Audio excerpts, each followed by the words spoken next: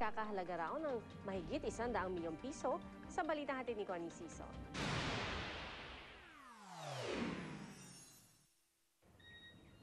Ayan, welcome. Ito ang napakagandang bahay mo. Modern at minimalist. Yan ang napiling tema ni Jinky para sa bagong home sweet home ng mga Pacquiao sa Los Angeles, California. Ang mansyong ito na may lawak na mahigit 1,000 square meters.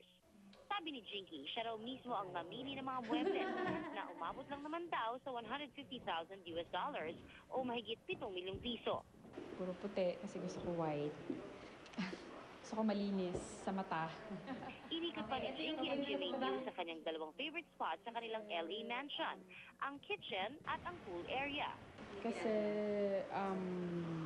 maganda siya. Tapos, di ba, kailangan kong matutong gumamit ng ganito.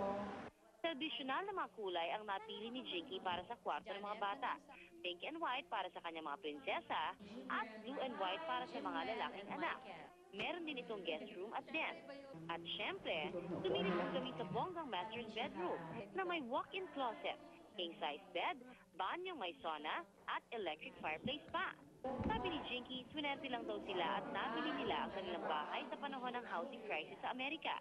Kaya mula sa dati itong presyo na $2.4 million, nakuha raw nila ito ng $2.1 million o mahigit 100 milyong piso. At kasabay ng pagbili ng bagong bahay ng mga Pacquiao, may bago na ring look ang ina ni Manny.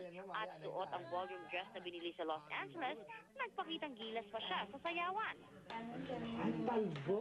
Celebrity na ako ngayon. Maraming nang naghanga sa akin. Hindi dito sa Amerika. Mula rito sa Los Angeles, California, Connie Season.